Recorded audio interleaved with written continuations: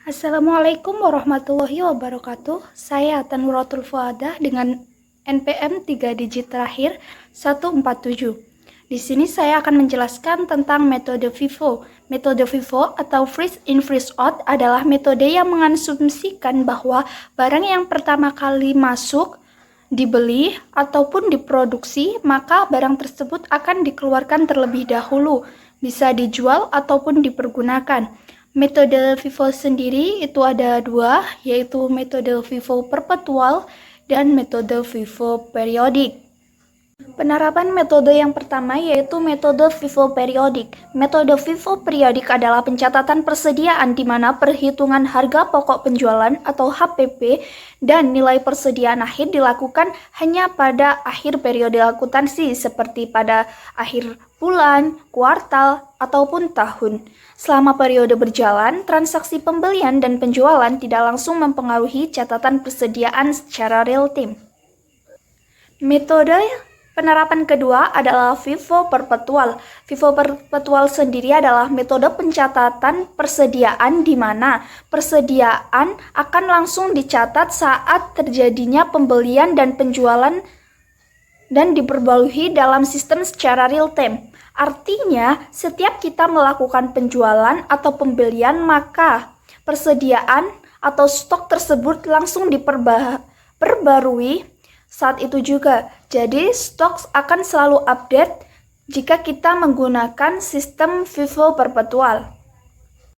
Selanjutnya adalah contoh soal tentang persediaan akhir sistem perpetual dan sistem periodik dari sistem FIFO. Yang pertama dari yang perpetual, di sini soalnya adalah PT Maju Jaya memiliki data persediaan barang dagang selama bulan Januari 2023 sebagai berikut. Yaitu pada tanggal 1 Januari, persediaan awal 100 unit dengan nilai Rp50.000. Lalu ada 10 Januari, pembelian 150 unit senilai Rp55.000. Lalu ada tanggal 15 Januari, yaitu penjualan 120 unit. Tanggal 20 Januari, pembelian 80 unit sebesar Rp60.000. Lalu yang terakhir adalah tanggal 25 Januari, yaitu penjualan 130 unit. Hitunglah nilai persediaan akhir pada 31 Januari 2023 menggunakan sistem perpetual dengan metode FIFO. Lalu soal yang selanjutnya menggunakan sistem periodik dengan soal yaitu PT Sejahtera memiliki data persediaan barang dagang selama bulan Februari 2023 sebagai berikut. Pada tanggal 1 Februari, persediaan awal 200 unit senilai Rp40.000. Pada tanggal 5 Februari, pembelian 150 unit senilai Rp42.000. Lalu pada tanggal 15 Februari, pembelian 100 unit senilai Rp45.000. Lalu yang terakhir ada pada tanggal 25 Februari, pembelian 50 unit senilai Rp48.000. Setelah dilakukan perhitungan fisik pada akhir bulan, terdapat 180 unit barang yang tersisa. Hitunglah nilai persediaan akhir pada 28 Februari 2023 menggunakan sistem periodik dengan metode FIFO. Nah, di sini kami akan menjawab soal dari pertanyaan-pertanyaan FIFO tadi. Langkah pertama kita akan mencatat persediaan awal, yaitu 100 unit dikali dengan Rp50.000 sehingga totalnya adalah 5 juta. Yang kedua adalah mencatat pembelian pada tanggal 10 Januari, yaitu pembelian 150 unit dikali Rp55.000 dan hasilnya adalah 8.250. Lalu keduanya kita jumlah, hasilnya adalah persediaan setelah pembelian. 100 unit dikali Rp50.000 tadi, yang hasilnya 5 juta, ditambah dengan 150 unit dikali Rp55.000 dengan hasil 8.250, menghasilkan total 250 unit senilai 13.250. Selanjutnya kita akan mencatat penjualan pada tanggal 15 Januari, yaitu penjualan sebanyak 120 unit. 100 unit kita kali dengan Rp50.000 menghasilkan 5 juta. Lalu ada 20 unit dikali dengan Rp55.000 menghasilkan 1.100.000. 100 unit tadi berasal dari persediaan awal. Lalu 20 unit ini berasal dari pembelian pada tanggal 10 Januari. Sehingga kita mentotalkan keduanya menghasilkan HPP senilai 6.100.000. Persediaan setelah penjualan sebesar 130 unit dikali Rp55.000 menghasilkan 7.150.000. Selanjutnya kita akan mencatat pembelian pada tanggal 20 Januari, yaitu pembelian 80 unit dikali Rp60.000 menghasilkan 4.400.000. 4.800.000. Persediaan setelah pembelian, yaitu 130 unit dikali Rp55.000, hasilnya adalah 7.150.000. Lalu ada 80 unit dikali Rp60.000, hasilnya adalah 4.800.000. Lalu kita akan mentotal keduanya dan menghasilkan sebanyak 210 unit, senilai 11.950.000. Selanjutnya kita akan mencatat penjualan pada tanggal 25 Januari, yaitu penjualan sebanyak 130 unit dikali Rp55.000, menghasilkan Rp 7.150.000. 130 unit ini adalah dari pembelian 10 Januari, sehingga total HPP-nya adalah 7.150.000. Sedangkan persediaan setelah penjualannya 80 unit dikali Rp60.000, hasilnya adalah 4.800.000. Nah, nilai persediaan akhir pada 31 Januari 2023 menggunakan sistem perpetual dengan metode FIFO ini adalah 80 unit dengan nilai 4.800.000. Nah, kalau tadi sistem perpetual itu mencatat perubahan persediaan secara terus-menerus. Nah, yang sistem periodik ini hanya menghitung persediaan pada akhir periode. Yang pertama, kita akan menghitung total persediaan yang tersedia. Persediaan awal ada 200 unit, kita kalikan dengan Rp40.000, hasilnya adalah 8 juta. Lalu ada pembelian pada tanggal 5 Februari, sebanyak 150 unit, kita kalikan dengan Rp42.000, hasilnya adalah 6.300.000. Lalu ada pembelian 15 Februari, ada 100 unit, kita kalikan dengan Rp45.000, hasilnya adalah 4.500.000. Lalu ada pembelian pada tanggal 25 Februari, yaitu 50 unit, Rp Rp48.000, hasilnya adalah 2.400.000. Lalu kita total semua tadi, sehingga total persediaan yang tersedia adalah 500 unit, senilai 21.200 juta. Selanjutnya, kita akan menghitung jumlah unit yang terjual. Unit yang terjual sama dengan total persediaan tersedia dikurangin persediaan akhir. Unit yang terjual sama dengan 500 unit dikurangi 180 unit, hasilnya adalah 320 unit. Selanjutnya kita akan menghitung nilai persediaan akhir dengan FIFO. Nah, 320 unit tadi berasal dari 200 unit dari persediaan awal dan 120 unit dari pembelian pada tanggal 5 Februari. Sehingga 180 unit yang tersisa berasal dari 30 unit dari pembelian 5 Februari, 150 dikurangi 120, senilai 42.000 sama dengan 1.260. Lalu 100 unit dari pembelian pada tanggal 15 Februari senilai 45.000 sama dengan 4.500. 50 unit dari pembelian pada tanggal 25 Februari senilai 48.000, hasilnya adalah 2.400.000, dan total nilai persediaan akhir sebesar 8.160. Nah, nilai persediaan akhir pada tanggal 28 Februari 2023 menggunakan sistem periodik ini adalah 180 unit dengan nilai 8.160. Perkenalkan, nama saya Meltia Bila Aurika dengan NPM akhir 089. Di sini saya akan menjelaskan mengenai metode LIFO. Metode LIFO atau last in first out adalah salah satu cara dalam manajemen persediaan yang mengasumsikan bahwa barang yang terakhir masuk ke dalam persediaan adalah barang yang pertama kali dijual. Metode ini dapat diterapkan dalam sistem pencatatan perpetual dan periodik. Dalam sistem perpetual, setiap transaksi pembelian dan penjualan dicatat secara langsung dan terus-menerus. Dengan metode LIFO, ketika terjadi penjualan, barang yang dijual adalah barang yang paling baru dibeli. Hal ini berarti bahwa nilai persediaan akhir akan terdiri dari barang-barang yang lebih lama, yang dapat mempengaruhi laporan laba rugi dan pajak perusahaan, terutama dalam kondisi inflasi. Dalam sistem periodik, pencatatan persediaan dilakukan pada akhir periode akuntansi. Metode LIFO di sini juga mengasumsikan bahwa barang terakhir yang dibeli adalah yang pertama dijual. Tetapi, tidak ada pembaruan catatan setiap kali transaksi terjadi. Pada akhir periode, perusahaan menghitung jumlah persediaan berdasarkan metode LIFO untuk menentukan harga pokok penjualan atau HPP dan nilai persediaan akhir.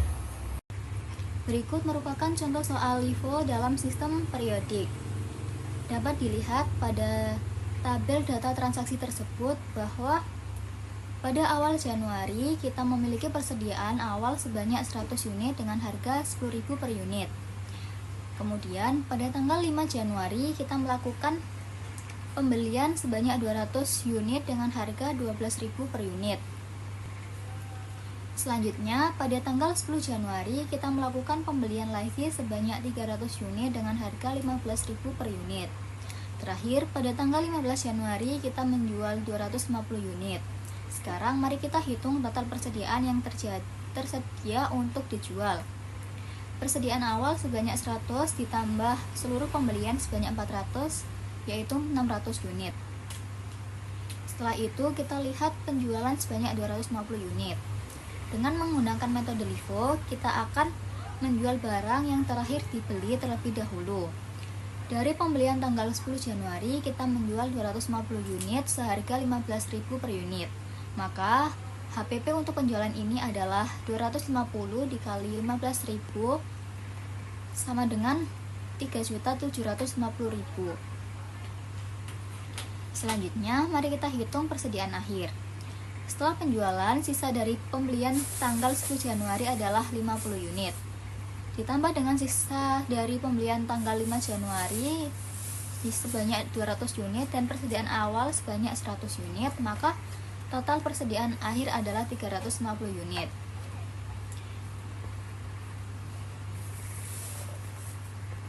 Jadi, harga pokok penjualan sebesar 3.750.000 dan persediaan akhir sebanyak 350 unit. Berikut merupakan contoh soal LIFO dalam sistem perpetual. Dapat dilihat pada tabel data transaksi tersebut bahwa pada tanggal 1 Februari kita memiliki persediaan awal sebanyak 150 unit dengan harga 8.000 per unit. Pada tanggal 10 Februari, kita melakukan pembelian sebanyak 100 unit dengan harga 9.000 per unit. Kemudian, pada tanggal 20 Februari, kita menjual sebanyak 80 unit. Dan terakhir pada tanggal 25 Februari, kita melakukan pembelian lagi sebanyak 50 unit dengan harga 10.000. Pada tanggal 28 Februari, kita menjual sebanyak 70 unit. Mari kita hitung HPP untuk penjualan pertama pada tanggal 20 Februari. Dengan metode LIFO, kita ambil dari pembelian terakhir yaitu dari pembelian tanggal 10 Februari. Maka HPP untuk penjualan ini adalah 80 dikalikan dengan 9.000 yaitu Rp720.000. Untuk penjualan kedua pada tanggal 28 Februari, kita ambil dari pembelian terakhir yaitu dari pembelian tanggal 25 Februari. Dengan 50 unit seharga 10.000 per unit.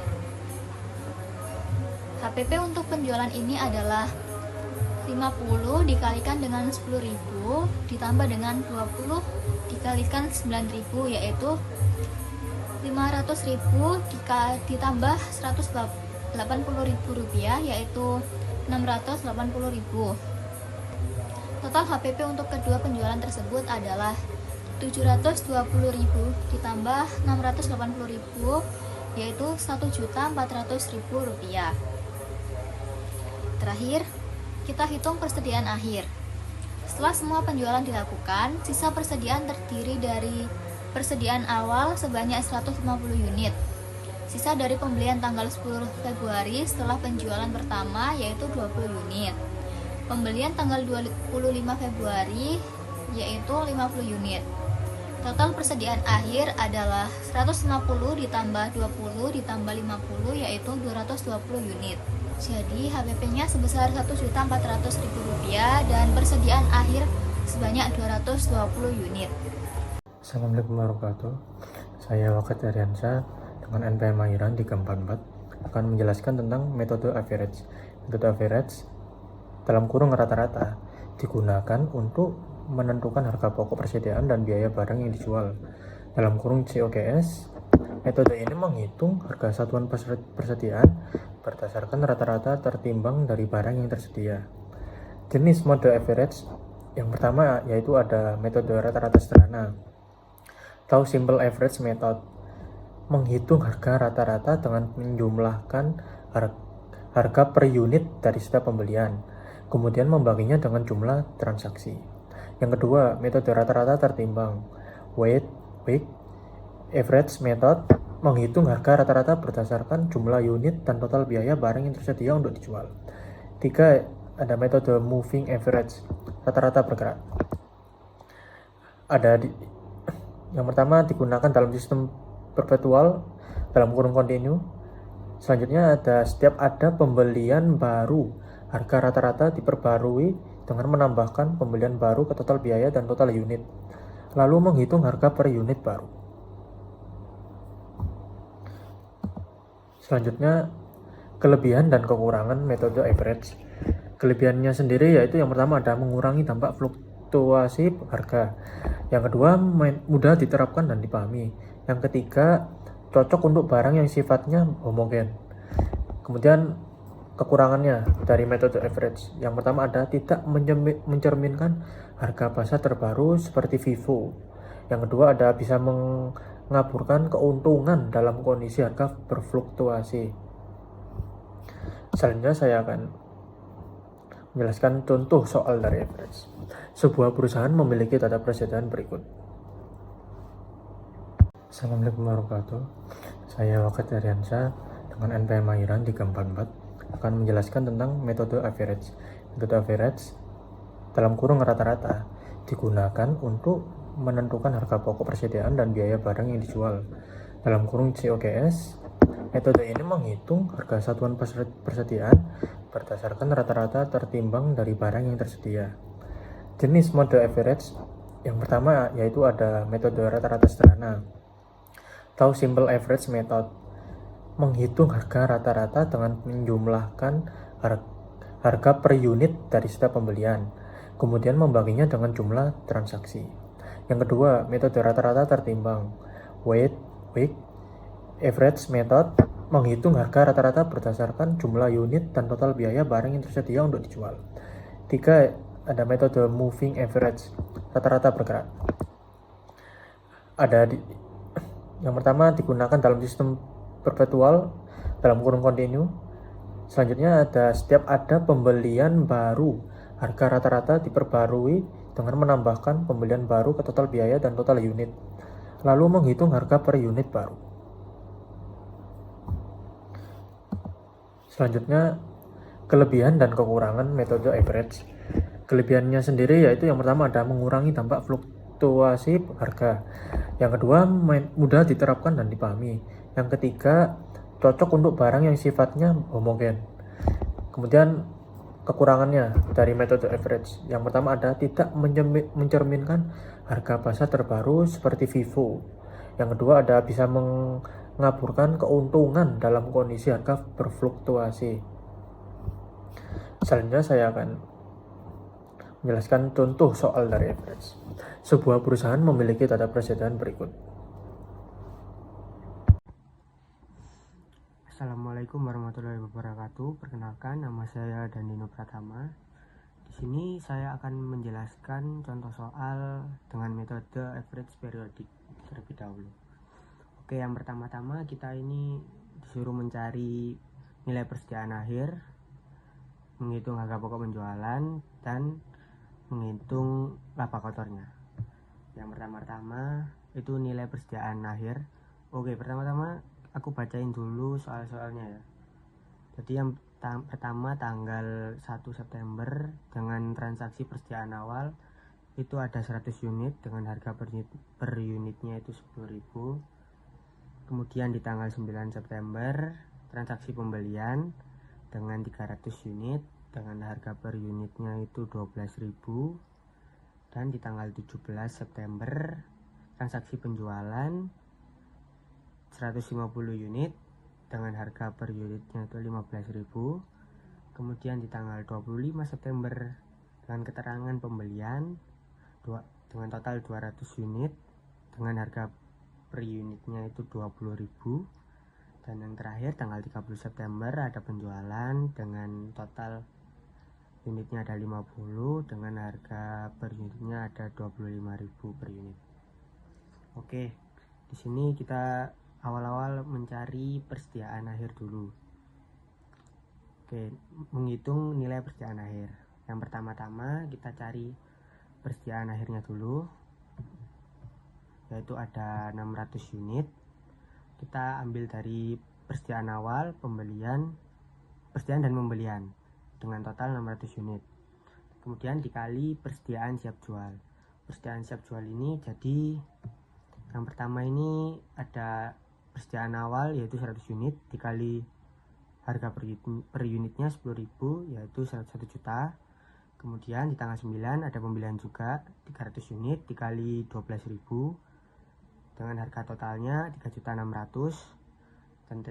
Dan yang terakhir tanggal 30 yang terakhir tanggal 12 dengan 200 unit dikali 20.000 per unit sama dengan harga totalnya 4 juta.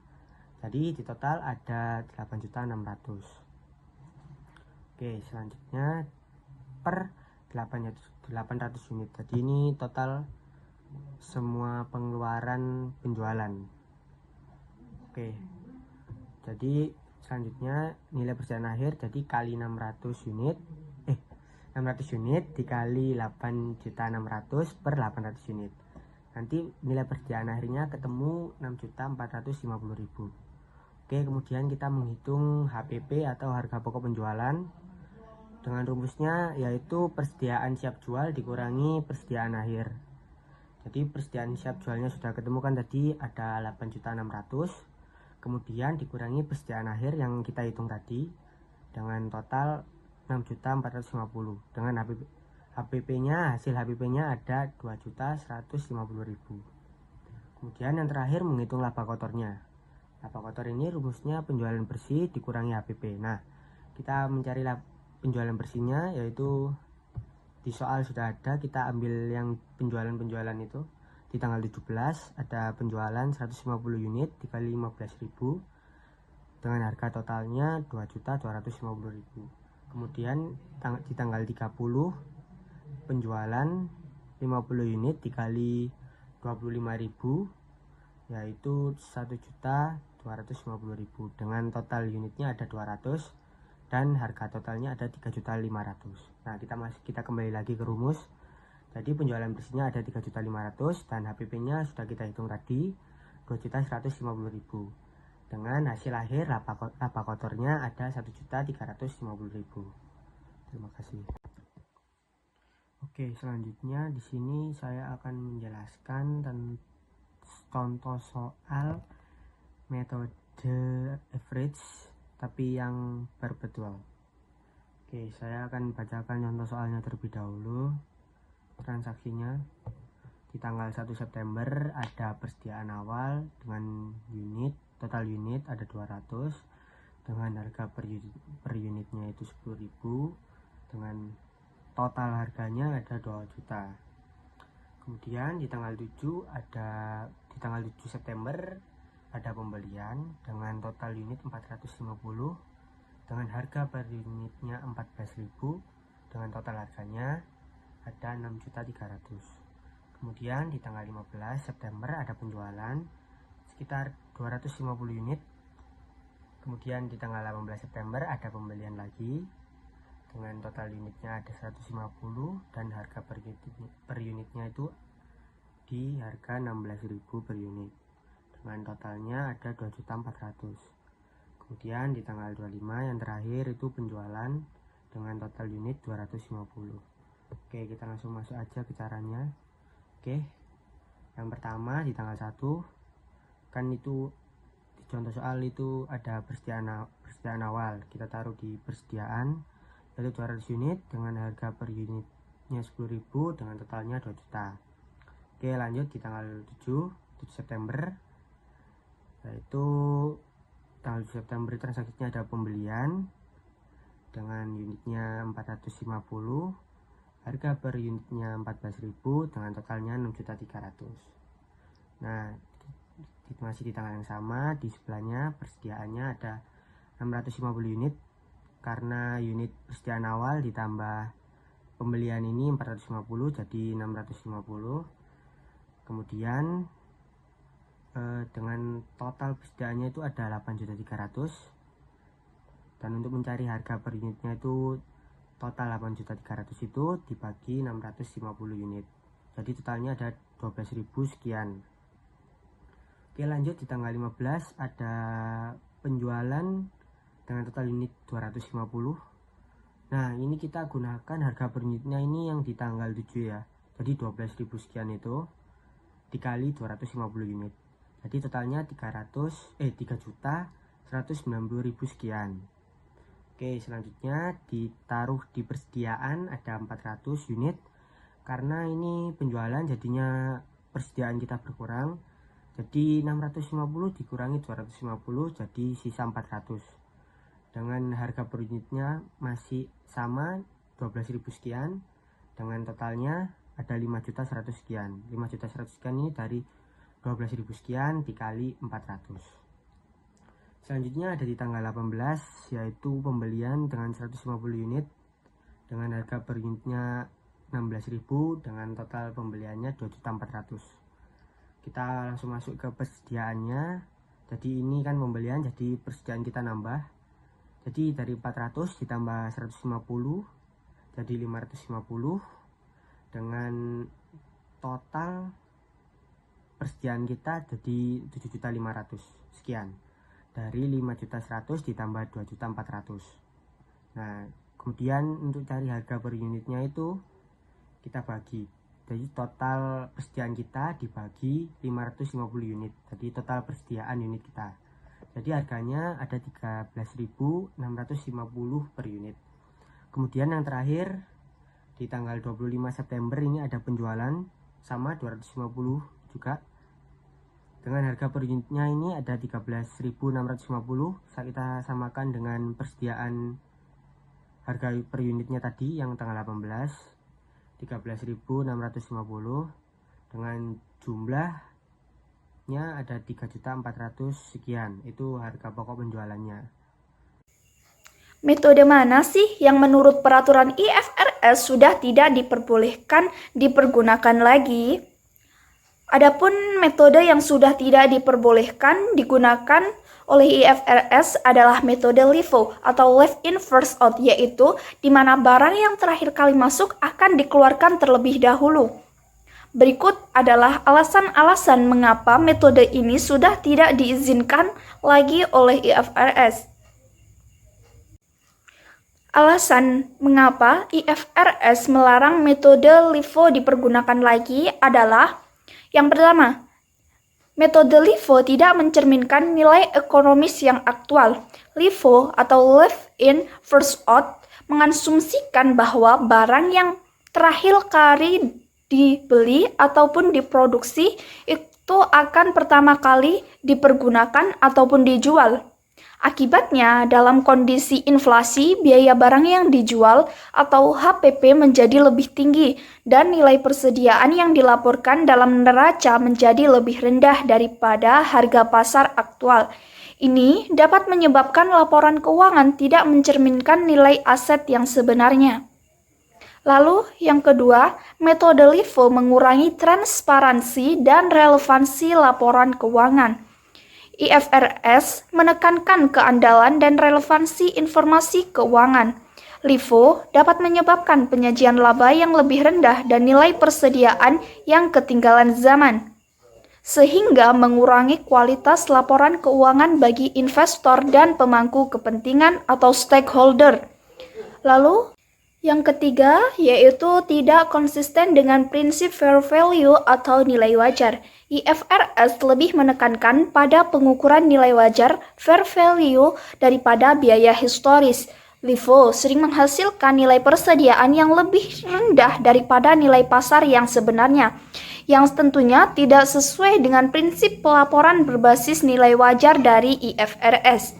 Lalu yang terakhir adalah metode LIFO berpotensi mendistorsi profitabilitas dan hasil keuangan perusahaan. Ini berarti bahwa penggunaan metode LIFO dapat menyebabkan angka-angka dalam laporan keuangan tidak mencerminkan kondisi keuangan yang sebenarnya, sehingga memberikan gambaran yang kurang akurat tentang profitabilitas dan kinerja perusahaan.